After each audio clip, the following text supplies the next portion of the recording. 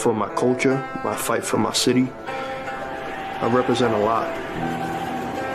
I've always been one to carry a lot on my back, and this is bigger than just wrestling. This is bigger than just me. You know, I represent too much. I represent too many. Especially where I come from, you know, it's important for me to be that guy that people where I come from can say, like, yo, if he did it, I can do it.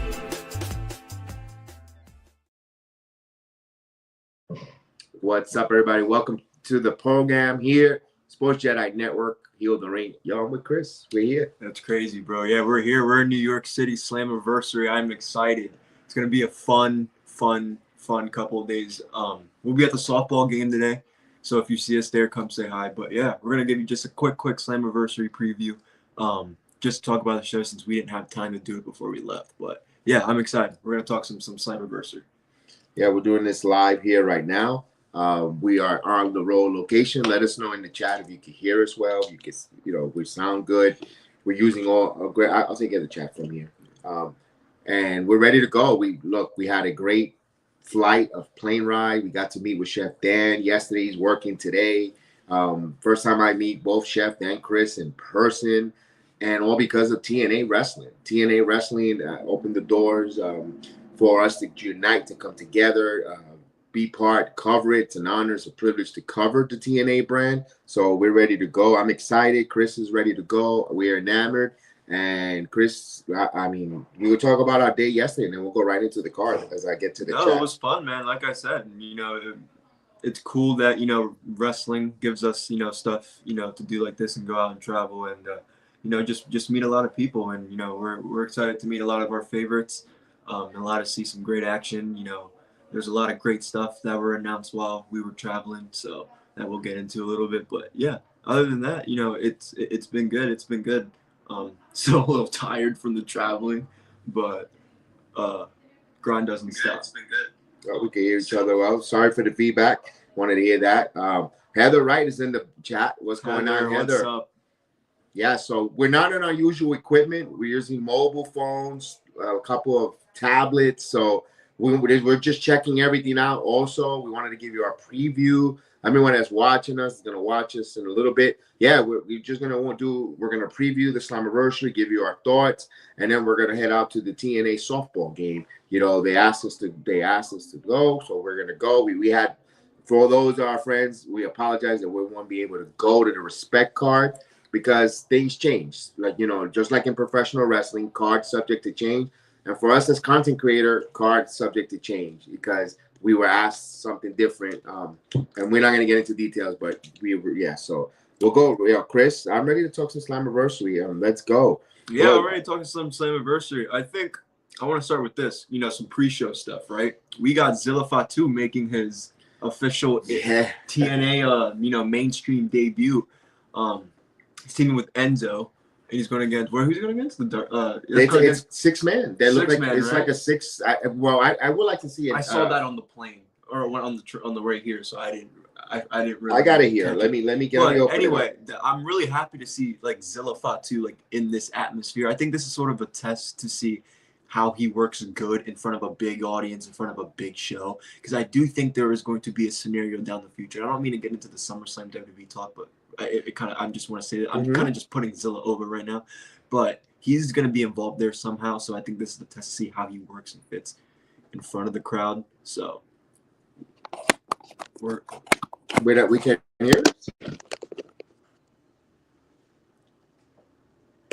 No, we should be good, guys. If we have any technical difficulties, please let us know. I'll open up the chat in a minute here. Again, we're on the road. Salute James Jones. My wife is in the chat. Salute, as well as Heather, right? Can you guys hear us? Well, I can just put my volume up to see. Yeah, we're here. All right, you guys can go. Sorry about that. About that. No, but I'm excited to see Zilla Fatu, man. I think they kind of teased it with Fourth Rope. Obviously, they're part of Fourth Rope. Maybe this is a future partnership with Fourth Rope and TNA Wrestling down the line. That's kind of looks like what it is, or maybe it's kind of like a one-off because Fourth Rope's like a New York thing because of West Side Gun. Yeah. I hope I meet him. That's all on the table. I hope I meet West Side Gun. That's all on the table. Here we go. So here's the card. first and foremost, the Countdown Show. We have the Countdown Show, your TNA Knockout Tag Team Champions, Elegance brand taking on the Inspiration. And, of course, here's the fourth, followed by the fourth rope. The real one, and Seal Up for Two, appears for the fourth rope. They didn't say who they're Dark State, Brad Cardona, Eddie Edwards, Brian Myers, and JDC. They're just announcing them that are going to be there. They're making an appearance. He's bringing some people over. If you look at the promo on TNA Impact on Thursday, he also mentioned some Good Brothers. So could we see the Good Brothers returning with the fourth rope brand to TNA Slammiversary? This is everyone knows AJ Styles is going to be there. The Good Brothers. You're talking about, and I was going to wear that T-shirt that I made myself when me and him, AJ Styles and the Good Brothers, when they're in the WWE, and I was like, nah, I'm not going to wear it. So interesting enough. Let's go right there. Let's go with the kickoff Countdown Show. Again, I don't think it's a slight or disrespect for the Ellison brand against the Inspiration. It's just this card is so uber packed, and they're gonna kick it off there. It's not. Who do you like there? Do we see the Inspiration actually beating the Elegance? I mean, maybe, like I've said, I've had this issue with the Knockouts division for so long in TNA, where it was like you kind of played back and forth between Spitfire and Ash by Elegance. We haven't seen Spitfire in a while, and they haven't really been anywhere. So this is a new tag team that's well known. I mean, they've been doing it. They're doing it with the man tag team right now with the Nemets and the Hardys. So I wouldn't be totally surprised if the Iconics and Inspiration walk out of that UBS arena as your new Knockouts champions tag team. I wouldn't discredit it. You know what? I'm gonna go with you on that. I'm gonna agree with you for a different reason. TNA kind of tipped their hand a little bit where Ash by Elegance won their Battle Royal, and she's a #1 contender. Yeah. So could they have She tipped said their that on hands? Busted Open too when she talked to Denise. Yeah. So I think they want to build Heather Reckless, aka Heather Elegance, also Maggie Lee Elegant. Yeah. That, maybe that's the tag team, and then you got Dana Brooks, aka Ash by Elegance, being the one that will try to go for the Knockouts title. And then they could also tease a little Fatal Influence, all three ladies, along with that to bring into that dynamic. Yeah, I still think that the Iconics, aka Inspiration, become the tag team champions. They're going to definitely burst on the scene and start it off. And by the way, pre-show there, UBS Arena is going to be almost sold out. I think they're sold out. There's still time for you guys to force the ticket sales. We saw today earlier from Miss Amanda Fuentes. She posted on her gram how it's starting to look out, the UBS looks. We drove by there yesterday a couple times. It looks beautiful from the outside. It's awesome. Can't wait to go in there tomorrow. And they built that because they wanted to make that arena like one of the hottest arenas in New York. Yes. Because they even had like the whole Belmont Air, like the trains all the way back. So it's gonna be a huge deal. Whether people, there's even people that are like that, who watches Impact, and even they're gonna watch Slammiversary. They're thinking about covering this show, so it's gonna be a huge deal. It's a must-watch Slammiversary. You could get it on a Triller TV or TNA Plus app. You could subscribe there. They have a great deal going on for the Plus app members. There's a drawing. Get some autographs, posters and stuff. Probably, yeah. They give me some good giveaways if you sign on the TNA Plus app. So that's a cool way to watch it. Triller TV definitely. It starts at 7:00. I believe 6:30, 7:00 at Busted Opens. Dave LaGreca and Tommy Dreamer. They're gonna do that panel host there. Definitely looking forward to actually face-to-face meeting LaGreca. Hopefully, man. Like I said, that's a guy who he started doing this since 2009. He got his show on series, and now he's 24/7. So, he'd be a cool dude to talk to. Yeah, well, I definitely see. Can't wait to meet all of them. I can't wait to see, be part of the crowd, be part of the experience of TNA wrestling, the resurgence of TNA wrestling here in 2025. This is their biggest North American crowd. Beats their first Slammiversary in 2012. Yep. So they're doing 2010. Yeah, they're making record numbers. They're doing, and we have the honor, the privilege to be there in person. So that's cool. Let's talk about another match going on here. This one was added, and when the card was set, I told you, shout out to Mr. Silva, President Silva. he did his run earlier today. He posted it on X, on Instagram as well. He kind of spilled the beans. If you look at it on our show, which we didn't pressure him, we didn't do and he just voluntarily told us Matt Cardona will be in Long Island. And as we know, Matt Cardona is going to team up with Eddie Edwards, Brian Myers, and JDC. They're going to take out the whole Dark State. This is going to be a match to get Matt Cardona a match in his hometown. Whoa. And you know it. But I see him going over. I don't know. There's no really story implications or anything really for that. I mean, they've been building it good with, Dark State coming to Impact the one day, which got spoiled. But that one taping where they attacked it, but it just didn't air till like recently. But that actually happened a while ago. So they've been planning this for a while. But yeah, it's just to get Cardona on the card. But it's going to be a cool match overall. But yeah, I got Cardona and Dark State. Dark State win. He's against Dark State. Eddie Edwards, Brandon Myers, in and the JDC. system. Yeah, I got System and Cardona win that match. Dark State here, they're going to go very intense. I do see Cardona getting the victory. No, I'm gonna check this. I'm gonna go the opposite. I'm gonna talk myself into going the opposite direction. I think Dark State wins.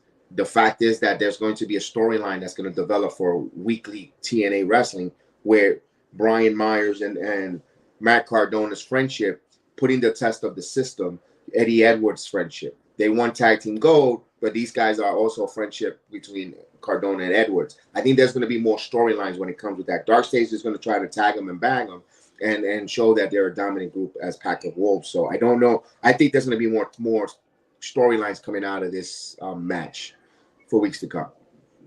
I could see that. All right, let's go this one. This one everyone's been waiting for a few years now. This is a rematch of the WrestleMania rematch between these two cruiserweights, 205, the one and only Cedric Alexander versus Mustafa Ali, the double turn by Tasha Steele. The order for Cedric Alexander, does he find allies here, or is he going to go on his own to prove something? I think Cedric Alexander, he's new in the company. I know a lot of people are like, oh, he's new, you don't want to bear him run away. But I think Mustafa Ali is going to get the win. I think Mustafa Ali is going to get the win because, with the whole Tasha, there's some revenge to get there.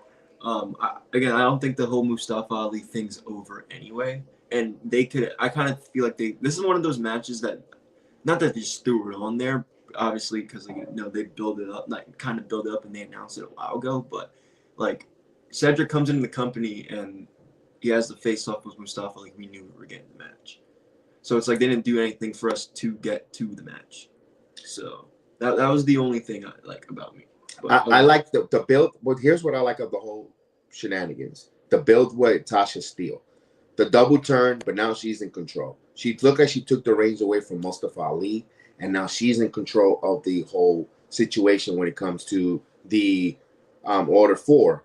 Now they listen to her. She's the baddie. She's now directing traffic. Like someone say, quarterback 1 is now her. And of course, this wouldn't be a stream without me popping a cold one. So yeah, so let's go with it. My signature, but Coca-Cola. Let's go. Either Coke or Pepsi, but I got to do one in every stream. Yeah, this was going to be a banger match. Quality match. This was going to be a real good one. With this card, I can see this go 15 to 25 minutes. And I don't think we're going to have a dull moment when it comes to Mustafa and Cedric Alexander. What goes next? I don't really know. I'm trying to put my wrapper around my finger. What do you go storyline-wise? Does the order 4 tease a little bit with the system? Face off there, could that be something later down the road? We shall see. Let's go next one here in a match here where we could say classic villain versus babyface when it comes to these two with knockouts in Tessa Blanchard versus Indy Hartwell.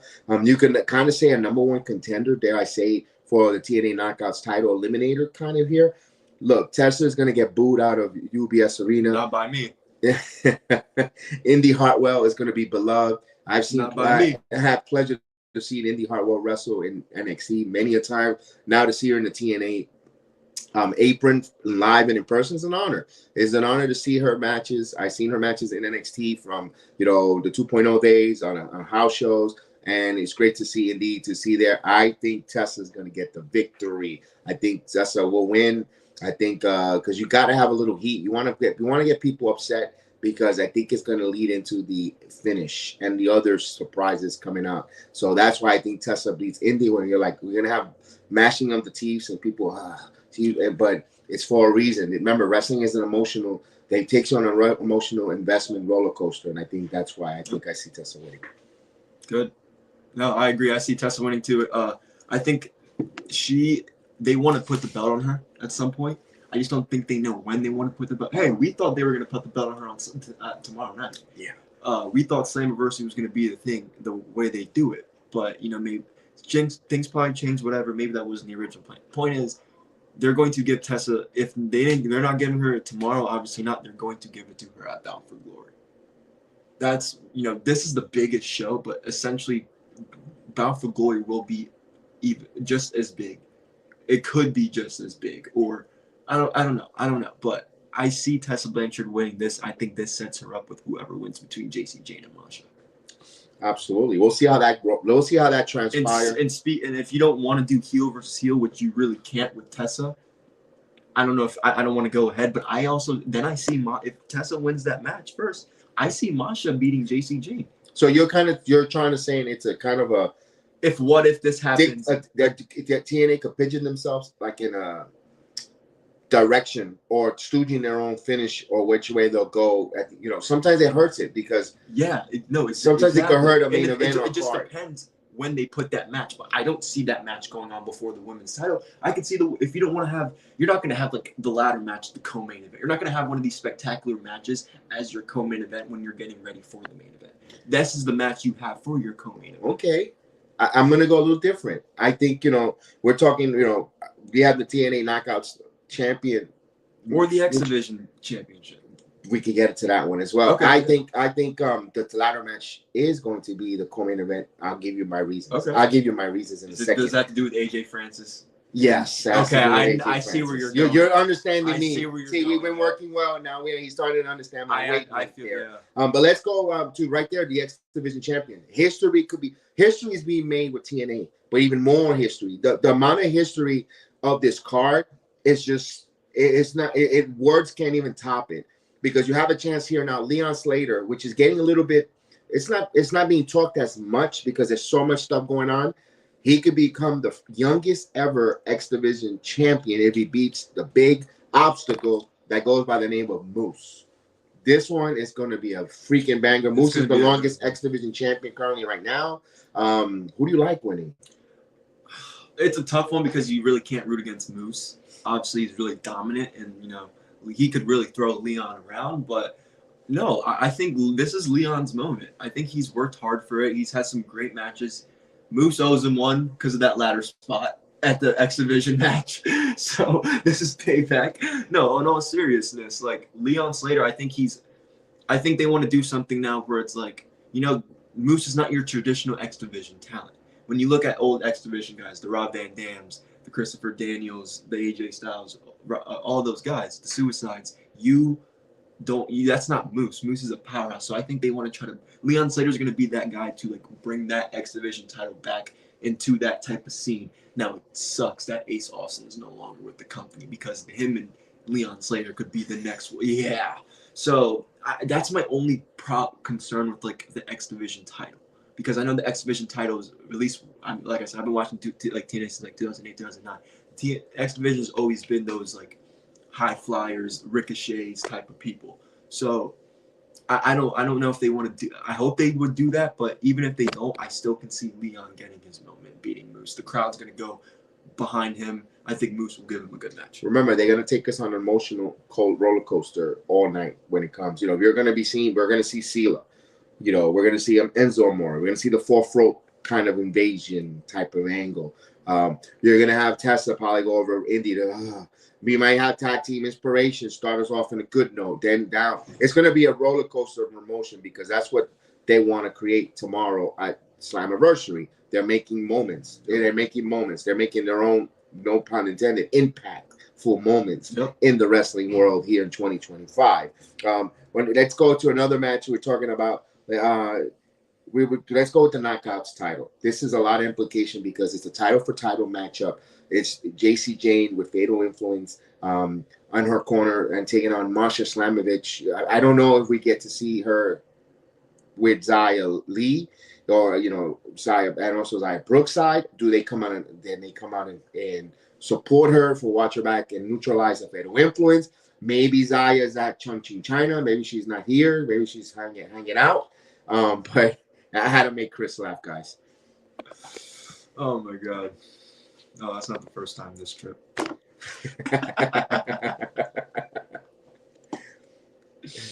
Who do you? But let's better question. Mm-hmm. I'm gonna have some water. Who wins this title for title matchup? That's tough, man, because I think a lot of people would be upset if JC Jane. They kind of fucked themselves putting them into a title for title match. I don't like it. Everybody knows I don't like title for title matches in any company. I understand what they want to do. Maybe is like get the Trick. They see what they're doing with Trick in the main event scene, so maybe they can do it with like JC. But all due respect, I don't think JC Jane is that person for NXT. I think Jordan Grace would have been better. I just think people are kind of backtracking it or what because we've seen it already between those two, but we've never seen she's a different Masha than she was when she beat Jordan Grace, and Jordan's a different in that short amount of time. She's a different Jordan than she was when she was with Impact. So I would have personally and selfishly wanted to see this match, but I still see. My only concern is. See, I have I'm so 50-50 between this one because I have that's my side for Masha now. With JC Jane,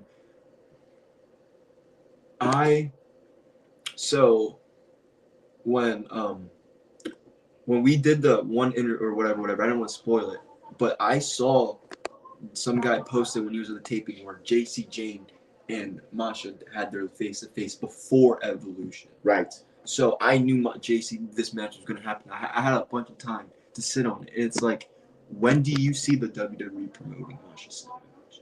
They gave her that short little time at their match.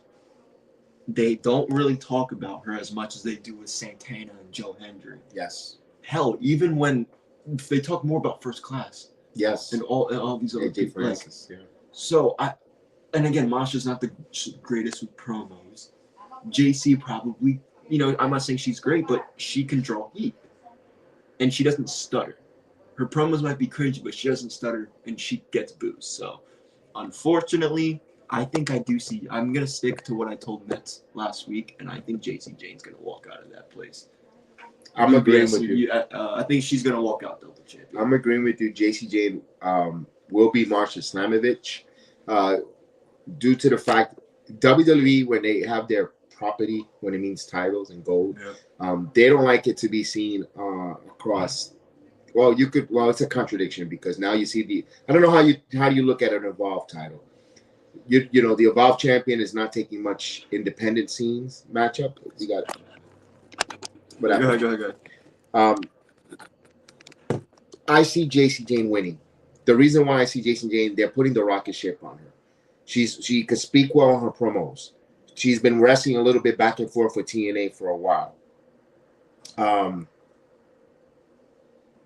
For Masha, kind of stooge a little bit, right? I'm talking about WWE don't like their properties being shown on the independent scene, or their title. She's taking on Natalia at GCW's Bloodsport.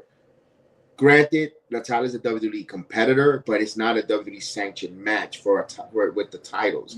To see the NXT title there, unless if they're going to throw Josh Barnett a bone for coming out for Goldberg, but Goldberg kind of shit the bed there with his being so ungrateful. Yeah. I don't know if they'll change their plan. My point is, I think JC Jane is a more polished wrestler when it comes to microphone. Masha's a hell of an in-ring. I won't be mad if Masha wins because she's got to get the opportunity to try to prove us everyone wrong the same way JC's proving everyone wrong as an NXT Women's Champion.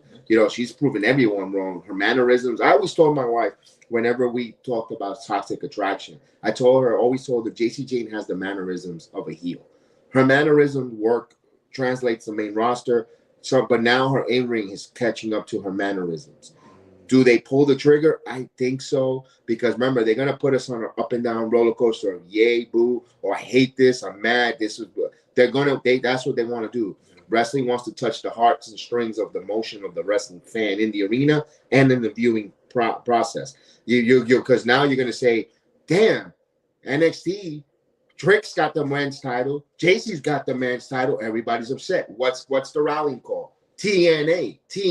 Yeah. So that implements the main event because you already want to go TNA because you want your TNA wrestlers in the main event to try to go over because NXT is taking all the got both the titles for now grip. So I think that's the motion roller coaster that they're going to want to take us going forward here. Let's go to that ladder match. What I think is the co-main event is, of course, you have the tag teams. You have your Nimitz, your current world tag team champion. You have first class AJ Francis, Casey Navarro, the Hardy Boys in it, and of course the Rascals. We don't know Trey Miguel is coming back if he's clear for injury. Don't know if he's returning from the hernia, but Marlon Reed might be there. Who do you like this? Because it's going to be one of the top great matches. First off, it's going to be my first ladder match ever.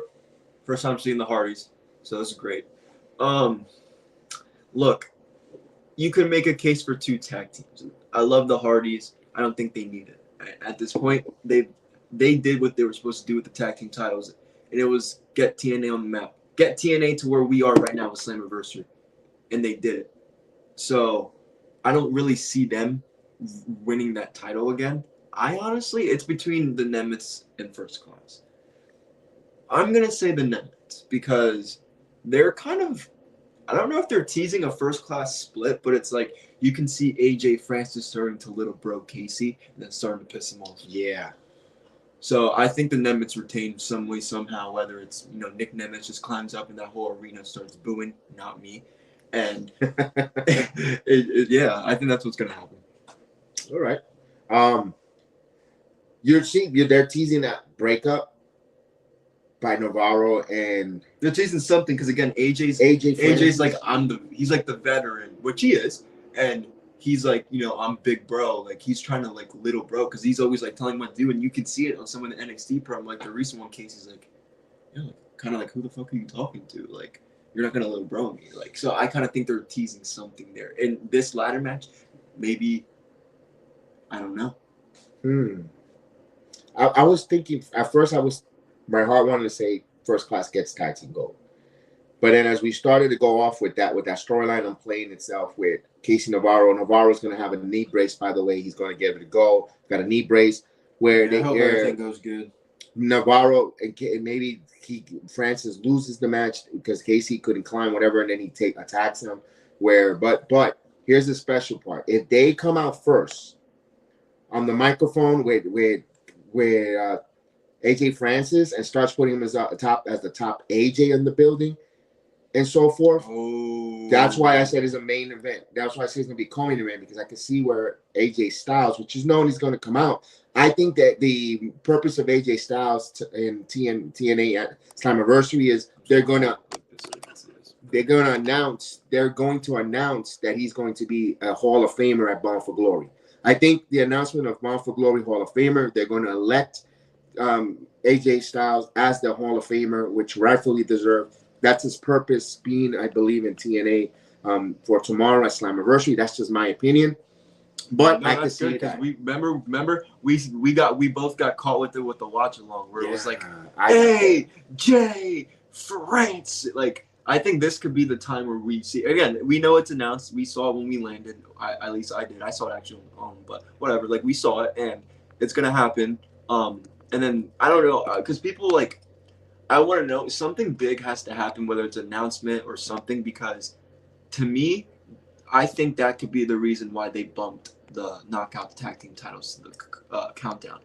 Or I don't think they would do it. Oh, that's okay. You got it. You get so. I don't think they do it. I don't like putting it here. I don't think they do it for Cardona, and maybe I don't think they're not gonna put Cardona they're not gonna switch a knockout title just to put Cardona in the card because it's a hometown, but.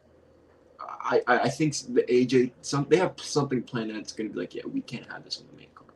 So I like too much time, because I'm not saying they have a curtain, but like sometimes the venues we don't know whatever. Maybe they want to get out of there at a certain time. So yeah. Okay. Let me read a quick. If JC win, how does TNA get the Knockouts belt back? Easy. Here's a way. It's an easy one.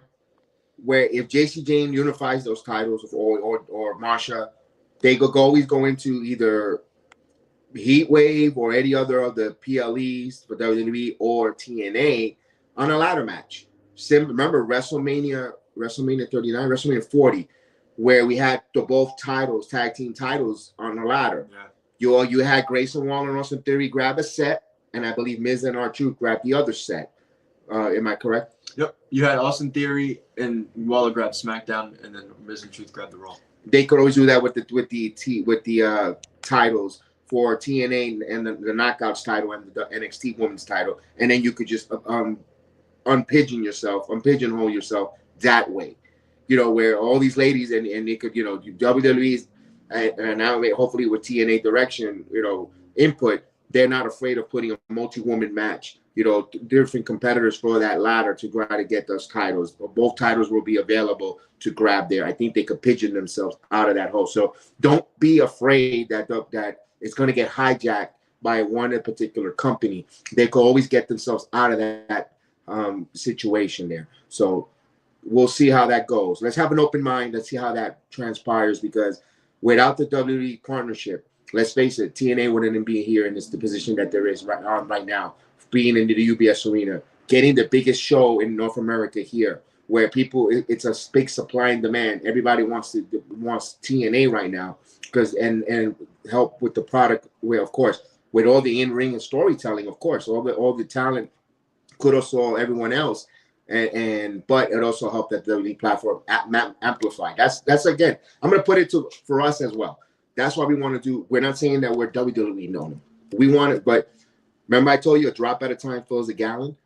That's why we do this interviews with all the different independent wrestlers, because we want their voices to be amplified. And once it gets amplified, you don't know where their destiny lies and goes forward. That's why we want to do it. And that's what I see here with the TNA NXT partnership, that amplification of the product, and this is where we are right now. No, I agree. You know, before we get into a little bit for the main event here, I agree, because, you know, we're not going to be delusional, or we're going to address the elephant in the room. WWE is a huge reason why TNA is where they're at. I agree. But they also, I think them doing what they were doing before their partnership with WWE has also helped it, because them rebranding the TNA alone got a lot of people interested. Yes. But it was like, oh, TNA wrestling, like people understood more of TNA wrestling. When people would say Impact, you have to explain that's TNA. Yeah. It's not called that anymore. So I think that alone, and I think Scott set him up for a good position too. Absolutely. And then now Carlos Silva, he's doing a great job, you know, taking what they did, and now he's running with it, and he's building it bigger and better. So I think TNA's recently, in the last 5 to 4 years, they've had some really, really good management and good people up. They have Mr. Silva, they have Ross Foreman, they have all these great executives and all the people that work backstage. And I think they're really, you know, the people that's really getting this stuff going besides the talent. But you need those people. That's why, you know, with some other companies, it's hard to like really get going, because some of the owners, some of the executives, one person wants to do everything. TNA has a team. They have a bunch of people that contribute, and they're getting big. So I think this is going to be, I know they're saying it, I know we're saying it, but this is going to be the biggest show in that company's history. No, but I don't know if it's going to be biased because we're going to be there and we're covering it. We're here to cover it. This might be my favorite show, PLE of the year so far. Wow, that's going to be a tough one. I mean, Evolution passed. Right now, they're my top. Evolution passed. All In wasn't, the first half was boring. WrestleMania wasn't that great this year. No, it wasn't. The War Rumble was fun. Yes, Elimination Chamber was fun. But let's face it, no one expected the freaking Elimination Chamber to be good. It's the PLE right before Mania. They usually treat that as like a BS PLE, and so like, yeah, I think this could be one of the top, at least to me, because all the pay-per-views that all these companies done so far this year have not been great, and this is TNA's flagship show. Yeah, besides Bound for Glory, this is like their SummerSlam. they have the opportunity to take the PLE of the year away, which was set last week, in my opinion. They have that stage here, and of course, when you do it big in New York. You have a big main event. You have triple threat main event. Of course, your current NXT TNA talent, Trick Williams, was your current champion right now. He's coming into hostile territory. This is not the performance center where you have your friends that you hang out at the ale house, hanging out afterwards, cheering you on, doing rival videos with you in the background. No, you're coming to Nueva York. You're coming to the city, the big city. Yes, you're coming here. You're not gonna have Theo in Philadelphia cheering you on. No, Mr. Williams. You're not gonna have Uncle in the seats. You're coming to New York City. You're coming to the real, where people are born nasty, where the realism, donde la verdad, the truth. You're coming to a hostile territory. I don't know if you're ready for this. I don't know. Let's talk about that. I don't know. You're going to be ready to come into New York City, the UBS Arena, and then you're taking on. And then on the other side, you got the guy who's an internet sensation, who people still believe in, Joe Henry. Joe Henry still believes. He's still got his movement is still big. Don't get me wrong. There's a lot of Joe Henry fans. But then we're going to talk about Nuestro Gallo, our man, the one and only who is from here, who is coming here, who made me fly from Orlando to see my guy coming. This Mike Santana. It's his time. It's his time. He can't not lose. He is going to. He can't. They're going to send everyone home happy. What do you think? Listen, if Mike Santana does not become champion, I'm walking out that. My old way home is going to be so depressing. I'm going to be very upset. In all realism, Mike Santana is going to win. It's his time. Joe Hendry had his time. Trick Williams had his time. Twice. It's time. It's time for Mike Santana to be the face of the company. You know, WWE wants him in the future. If he wants to go there, I've been saying this and I'll say this. This is going to be him carrying that company in the back is going to prove everybody how much of a superstar he really can and is right now. No, Mike Santana's winning this. He's pinning Trick Williams. 1, 2, 3. That's how it all started. That UBS Arena is going to go crazy. And I'm excited. I'm excited. Two things might happen. I'm going to go a little fantasy, and I'm going to go what could possibly happen. Mike Santana wins this title. I think AJ Styles presents him the title to close out the show. And it's like symbolizing one of the most greatest over wrestlers. And AJ Styles is beloved.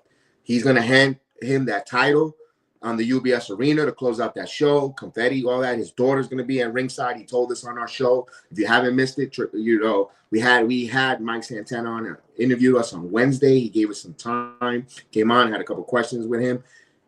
He's going to hand over that title to his baby girl. After AJ Styles gives him that title, that's going to close out. What's going to distract Joe Henry?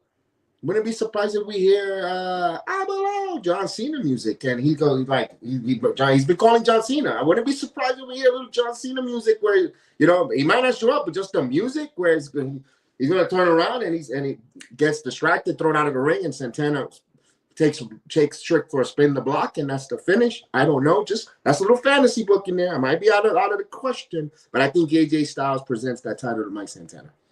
Yeah, no, that would be beautiful. I think definitely he's gonna get a big confetti. Hopefully, he's definitely gonna get presented, whether it's him, whether it's Silva, somebody. No, it's gonna be great. The locker room will come on and cheer him and stand on the ramp, and they're going to give him a hand. The locker room is going to be there. I think that's why. Remember, they want to close out this momentum in a feel good moment. Joe Henry winning, great. It will be a great feel good moment. I don't know. Maybe they'll say the redemption tour, but I still think there's that TNA locker room says you still let us down. You still allow history to happen negative for us by losing that title to Trick.